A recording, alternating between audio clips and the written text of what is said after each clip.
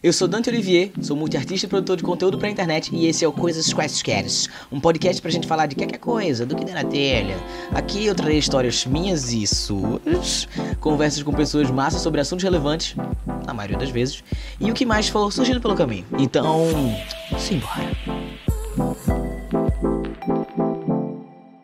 Esse podcast é oferecido a você graças a Anchor, uma plataforma gratuita e cheia de ferramentas para você gravar, editar e distribuir o seu podcast direto do aplicativo do celular ou computador. Na Anchor você pode ainda importar o áudio ou o vídeo já existente e montar o seu episódio a partir dele, e também pode adicionar qualquer música do Spotify diretamente nos seus episódios. Hospedando seu podcast na Anchor, você pode distribuí-lo para o Spotify e para outras plataformas de áudio de forma super prática. Tem tudo o que você precisa para fazer um podcast em um só lugar. Baixe o aplicativo gratuito da Anchor ou acesse anchor.fm para começar.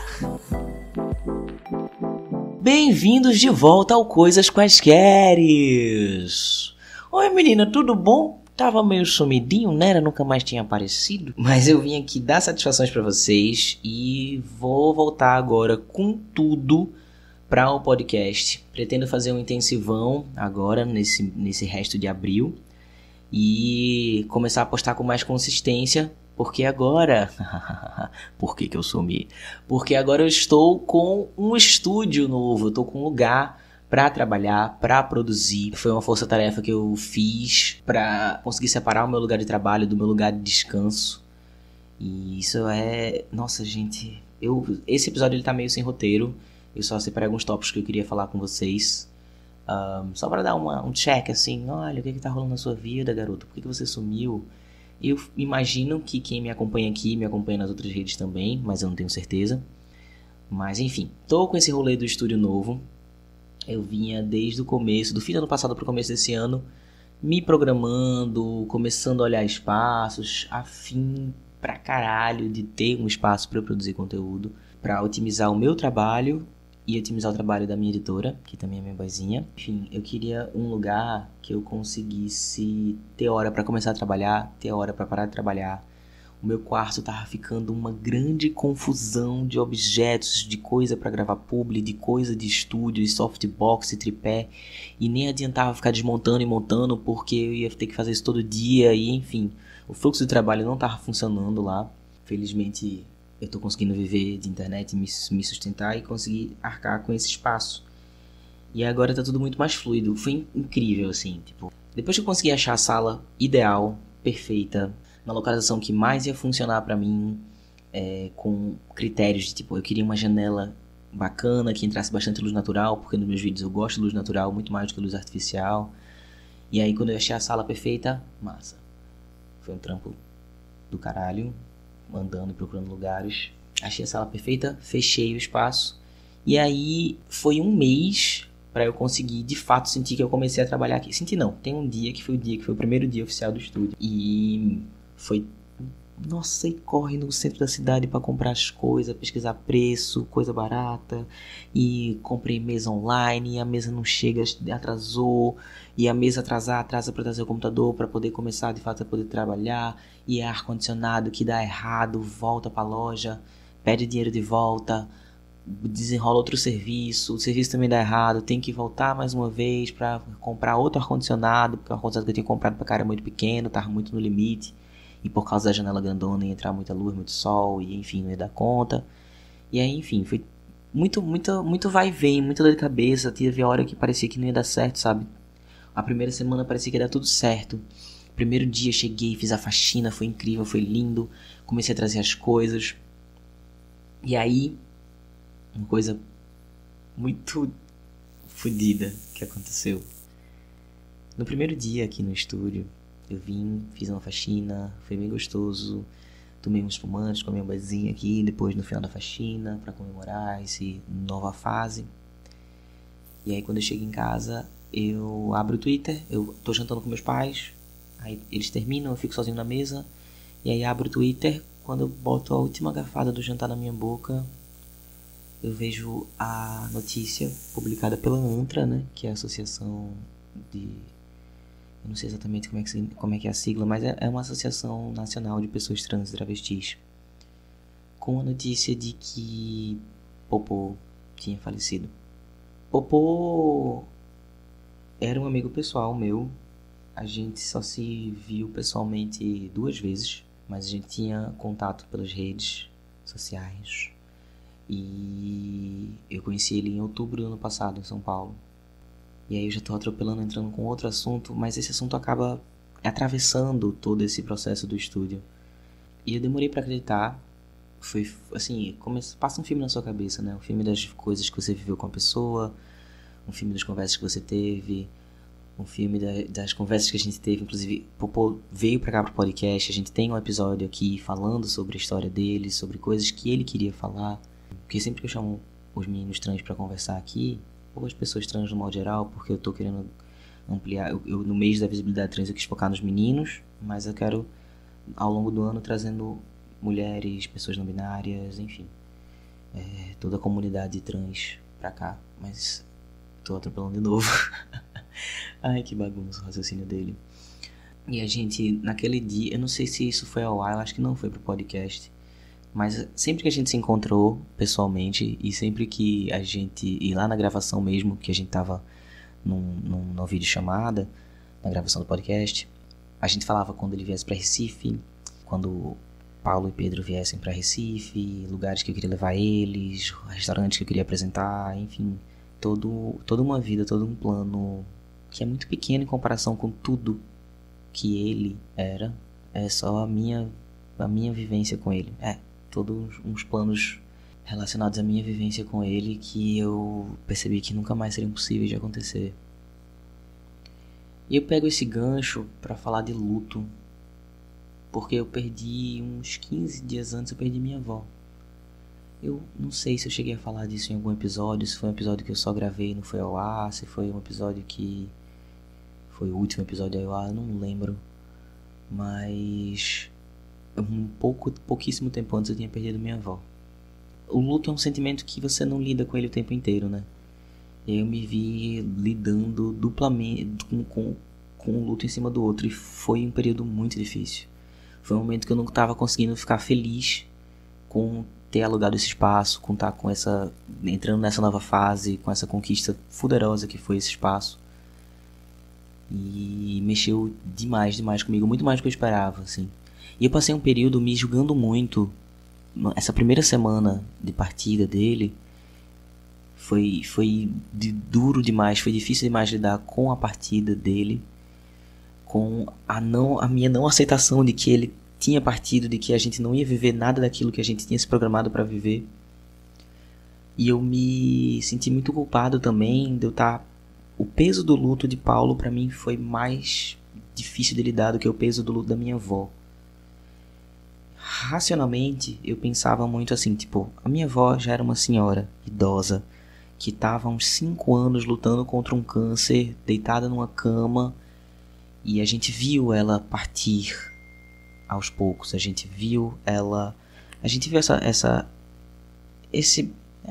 isso, e a gente se preparou psicologicamente. O nosso coração estava triste, mas preparado para a partida dela.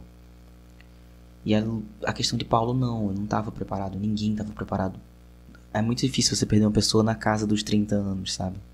É claro que eu tinha muito mais memórias para trazer da minha avó do que de Paulo, mas eu tenho muita essa coisa da memória do que não foi, sabe? Quando eu penso em Paulo, é essa memória do que não foi, do que poderia ter sido, de todas as situações que poderiam ter sido e não vão acontecer, porque ele não tá mais aqui. E é muito bizarro pra mim ainda lembrar que ele não tá mais aqui. Ainda dói lembrar que ele não tá mais aqui.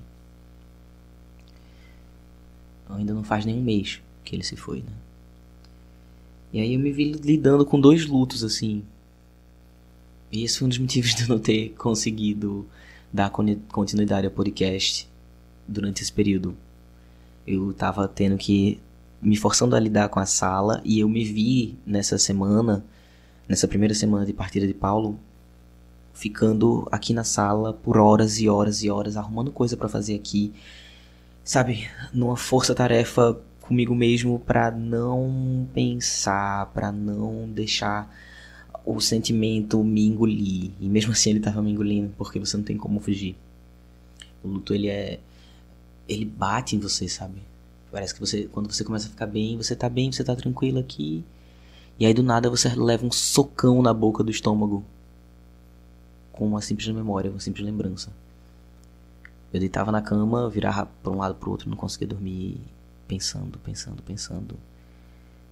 Nos poucos momentos que a gente teve junto. E pensando muito em todos os momentos que as pessoas, que os amigos em comum da gente tiveram com ele também, sabe? Porque quem me apresentou ele pessoalmente foi Clébio. E Clébio era muito próximo dele, Clébio Damas. E Clébio era muito próximo dele. E eu me via pensando em Clébio, em como ele estava se sentindo. Eu me via pensando em Pedro, em como Pedro estava se sentindo. Eu me via pensando com todas as pessoas que eu conheci quando viajei para São Paulo, que foi incrível, que eram do convívio de Popô. E como ela estava se sentindo. E sei lá, tudo isso foi pesando muito, sabe? E enfim. Hoje em dia eu tô bem. Ainda em dados momentos eu ainda... Isso bate, tipo agora. E eu tenho que segurar um choro. Se eu abro a boca pra falar dele, dói. Mas uma pessoa também me falou que, tipo... Eu vi Clébio falando que ele não ia querer que a gente parasse por causa dele. E eu vi um amigo meu que é psicólogo falou pra mim, tipo... Dedique também as coisas que você tá fazendo pra ele. O que você tá fazendo, você dedica pra ele. Tipo, eu tô fazendo isso aqui por você, amigo. Tô aqui gravando um podcast por você, amigo.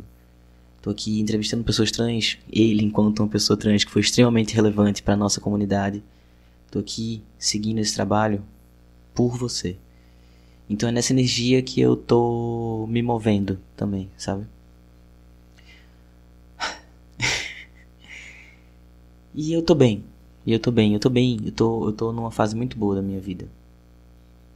E é isso aí. Ao mesmo tempo, um pouco antes da partida da minha avó, da partida de Popô, eu também... Meu outro namoro, minha outra relação... acabou. Eu tava namorando com um menino e com uma menina, né? Pra quem é ouvinte do podcast já sabia disso. E a gente também terminou o nosso relacionamento. Eu e esse rapaz. E aí logo depois foi minha avó. E aí, enfim, foi só ladeira abaixo. Só a desgraça. Foi um processo difícil, porque nenhum processo de término é fácil. Mas eu sinto que ele foi meio diluído, assim, ao longo de um tempo. E não foi difícil lidar com a situação. Esses foram os dramas recentes da minha vida que me fizeram não conseguir dar continuidade com esse trabalho. Eu tava me sentindo muito sobrecarregado também com ter que lidar com publis, ainda bem, né? Que é uma sobrecarga que a gente gosta, que a gente precisa pra pagar as contas. Mas foi virando uma bola de neve. Eu também não tava conseguindo dar conta do meu próprio conteúdo de vídeo, que é a minha mídia principal. E aí a gente volta pra história do estúdio, né? Pra esse momento que eu tô vivendo agora. Logo no começo teve a partida de Popô, que mexeu bastante comigo. Mas aí na semana seguinte eu já fui conseguindo voltar melhor com as minhas atividades. Ainda sentindo muito, mas fazendo aquele esforço tirado do cu pra conseguir mover, andar com a vida e fazer os corres de montar tudo, deixar tudo pronto. E justamente hoje, na gravação de hoje, bate um mês que eu aluguei esse espaço. E hoje é um domingo. Na quinta-feira foi o primeiro dia oficial de funcionamento do estúdio enquanto estúdio. Assim, ainda não estava com ar-condicionado. A gente passou o sábado inteiro aqui com o homem consertando o ar-condicionado e a gente trabalhando. Mas foi muito doido, porque vim, aluguei o espaço, queria um estúdio para separar meu local de trabalho do meu local de descanso. E eu sabia que isso teria um impacto bacana, mas eu não percebi, assim, foi foda. Foi muito mais foda do que eu imaginei. No primeiro dia do estúdio eu já consegui gravar 3 vídeos. Vicky, que é a minha editora, que é a minha boizinha, já editou um vídeo, a gente já jogou nas redes, já ficou com material para mais 3 dias de vídeo. E aí consegui organizar a agenda. Poderoso, lindo, delicioso. E eu ainda cheguei em casa e tipo, eu trouxe meu computador pra cá. E aí quando eu cheguei em casa e não tinha computador, fiquei tipo, eita, e agora? Que eu assisto minhas coisas no computador também. É a minha coisa de entretenimento. Menina, não é que eu fui ler? Bicha, eu consegui ler. E assim, desde que eu entrei na universidade, em 2014, 2015, acho que foi em 2015 que eu entrei na faculdade pela primeira vez, eu só lia coisa da faculdade. E aí quando eu saí da faculdade, eu não conseguia mais ler. Eu tenho livros pendentes, livros que eu quero muito ler, e eu só terminava meu trabalho, postava o vídeo do dia, e eu deitava na cama e não tinha cabeça pra ler. Eu não tinha saído em momento nenhum do meu quarto, também, nessa dinâmica. E aí, tipo, eu consegui... Caralho, eu cheguei em casa e eu consegui concretamente ler um livro. Não li o livro inteiro, mas assim... Consegui ler um capítulo e eu fiquei muito feliz. Eu fiz... É essa a rotina que eu quero.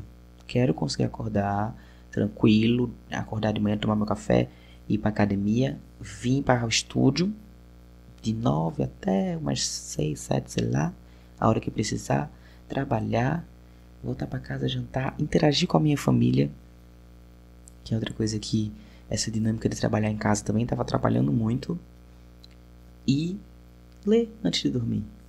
Acho que não vou nem ver resolver essa questão de não ter uma televisão ou um computador no meu quarto para não atrapalhar esse fluxo, pelo menos nesse momento. Mas enfim, foi um negócio bacana assim pra mim. Esse episódio tá muito diário, tá muito... Eu não sei nem se vocês estão interessados em saber nisso ou não, eu só tô falando aqui. Mas tá um rolê bem pessoal, eu tô abrindo muito meu coração aqui com vocês que escutam esse podcast. E dando uma... Como é que é o nome? Como é que chama aquele negócio, menina? Satisfação pra meu sumiço. Mas eu já tenho agora tudo mais encaminhado pra saírem mais episódios. E pra gente voltar a ter os conteúdos aqui. No geral, eu acho que era isso que eu tinha pra falar hoje. Eu marquei terapia também, gente. Só queria falar que eu vou voltar a fazer terapia. Isso é muito legal também. Tô muito feliz. Amanhã começa. Vamos ver como é que vai ficar esse negócio aí. Mas enfim. Era isso que eu tinha pra falar hoje. Vai ser um episódio super curtinho mesmo. Só pra voltar, pra sentir que eu tô voltando também. Pra dar esse start. Porque é sempre difícil voltar. Começar é a parte mais difícil de um trabalho. Depois que você começa também, que engata, fica tudo mais fácil, fica tudo melhor. São outras problemáticas que você vai ter que lidar depois. E me deixe saber se vocês gostaram desse podcast, desse formato de episódio, nas minhas redes. Vão lá no Twitter, no Instagramers. Me sigam nessas redes. Eu sou o Olivier Dante, Olivier Olivier Dante no Instagram e no Twitter. E sou Dante.Olivier no TikTok. E é isso, gente. Esse foi o Coisas Quaisqueres, nesse episódio mais introspectivo, mais pessoal, comigo abrindo o meu coração para vocês. E é isso, gente. Um cheiro e até a próxima. Essa semana já sai episódio novo, viu? Episódio com conteúdo, conteúdão, conteúdaço. Me aguardem. Vai ser legal, vai ser bacana, vai ser divertido.